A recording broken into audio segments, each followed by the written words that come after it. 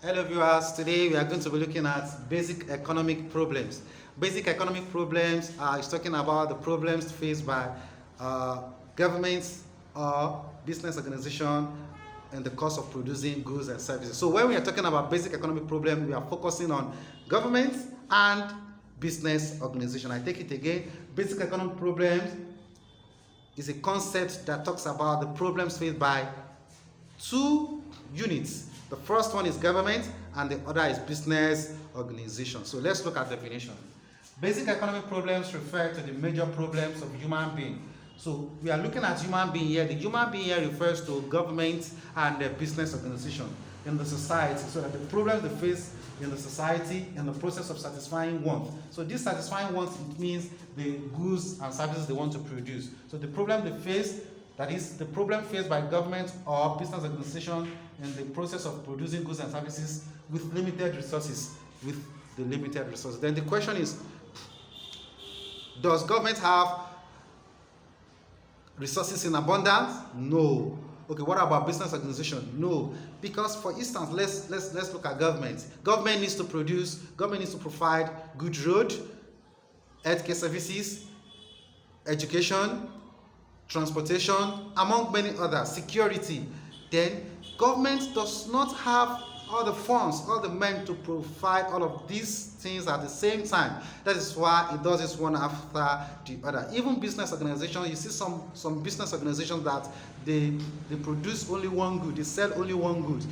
They have a lot of goods to produce, but because they don't have sufficient money to produce all of the product at the same time. That is why they come out with first product. After 2-3 years, then you see them introducing the second product. Now, so when we talk about basic fundamental problem or basic economic problems, we are looking at the problems that faced by these government or business organization why they want to produce goods and services. So, and they have this problem because of the limited resources. They want to produce a lot of things, but they have limited resources. So because of these limited resources they have, then there will be now a question, because they want to produce so many things, but they don't have the resources to produce all of these things at the same time. Then there will be question of which of this product or which of this item are we producing first. So the first question is, what to produce? So what to produce is a question that comes up as a result to scarcity of resources, because when the resources is not enough, there will be a question of what to produce out of many things we wish or we aim to produce. So when government or business organizations solve the problems of find something or find the items to produce first, then there come another question, that is how to produce. So the second question under this basic economic problems is how to produce.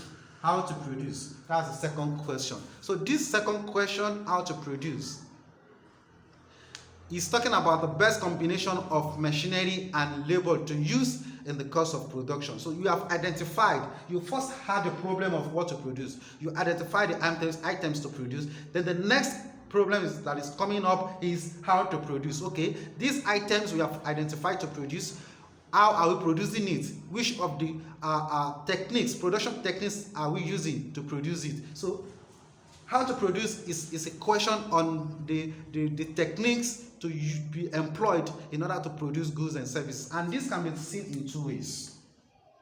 It could be capital intensive or labor intensive. So these are the two forms of these are the two ways through which this question can be tackled. We have capital intensive, labor intensive. So capital intensive it can be seen as combination of machinery and labor. But when we have capital intensive is when we employ more of machine than labor. So it's a system whereby more of machine is used than labor in the course of production. So when you have a business organization or government that uses more of machine like robots, more of machine, more of electronic gadgets, more of technology than laborers, then we say that our government or that our company or business organization is capital intensive. For instance, if government wants to construct road, they can decide to use capital intensive in the sense that instead of using a lot of laborers, to dig, to pack the sand, to dig and so many things, what they do, they just get some machines, and those machines will just be operated maybe by 1 or 2 or 3 persons, and they do it, they finish the work within short period of time. Do you understand? But when you talk about labor intensive, when you are using more of laborers than machine. So for instance, the same government can decide to use laborers to dig, employ a lot of laborers to dig instead of using machine. Do you understand? But they still use machine. They use simple tool machine.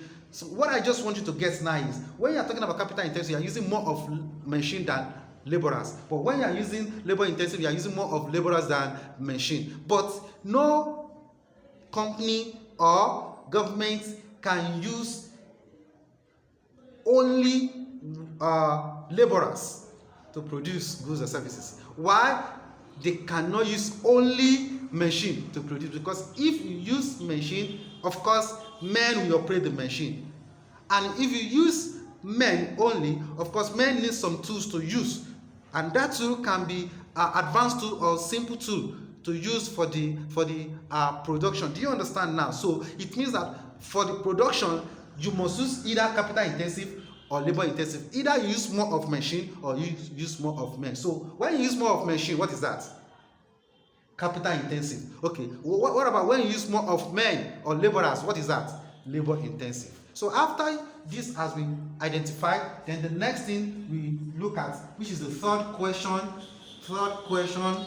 is for whom to produce. For whom to produce. So for whom to produce is a question on who are going to be the beneficiaries. Who are going to be the beneficiaries of these goods and services? Who are going to be the beneficiaries? Are we producing for poor, or are we producing for rich, or are we producing for our party members, or we are producing for those that are not supporting us while we are trying to get to the political offices? It has to be determined with different factors. But what I want you to get now is, we have 3 majorly. We can extend it to be 4 or 5, but we have basically 3 economic problems, which are: the first one is what to produce, how to produce, and for whom to produce. Thank you, and subscribe. Get more of our video.